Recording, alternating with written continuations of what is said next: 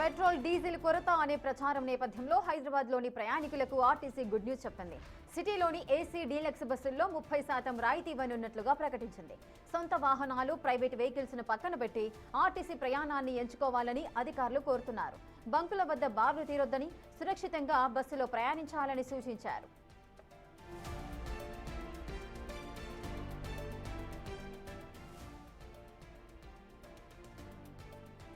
ఇసుక, petrol, diesel కొరత అనే ప్రచారం నేపథ్యంలో హైదరాబాద్లోని ప్రయాణికులకు ఆర్టీసీ గుడ్ న్యూస్ చెప్పింది.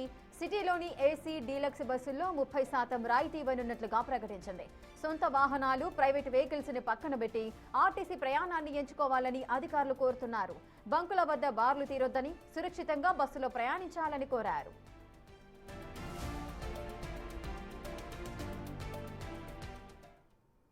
భారత్ ప్రస్తుతం క్రూడ్ ఆయిల్ విషయంలో అత్యంత ముందు జాగ్రత్తతో వ్యవహరిస్తోంది.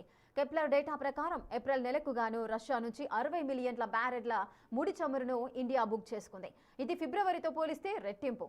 మరో విషయం ఏంటంటే, అంతర్జాతీయ ధరల కంటే బ్యారెల్కు $5 నుంచి $15 మేర ఎక్కువ ప్రీమియం చెల్లించి మరీ భారత్ ఈ నిర్ణయం తీసుకుంది. ఆకస్మిక ఇంధన సంక్షోభాన్ని నివారించడానికి, భవిష్యత్ సేఫ్టీ కోసం భారత్ ఈ వ్యూహాన్ని అనుసరిస్తోంది.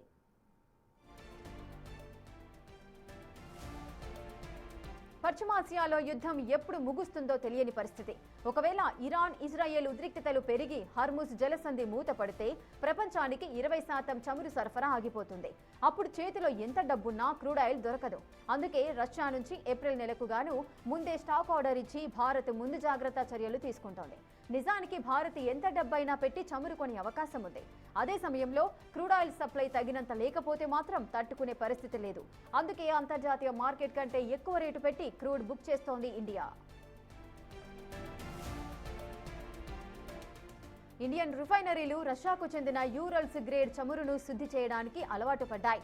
ప్రస్తుతం గ్లోబల్ మార్కెట్లో ఇలాంటి మీడియం సోర్ క్రూడ్ కొరత ఉంది. ఇతర దేశాల నుంచి కొత్త రకం చమురు తెప్పించి రిఫైన్ చేయడం కంటే కొంచెం ఎక్కువ ఇచ్చినా సరే తెలిసిన రష్యా చమురునే తీసుకోవడం మేలని భావిస్తున్నాయి. ట్యాంకర్ల కొరత, బీమా ప్రీమియంలు పెరగడం వల్ల రష్యా చమురు ధర పెరిగింది.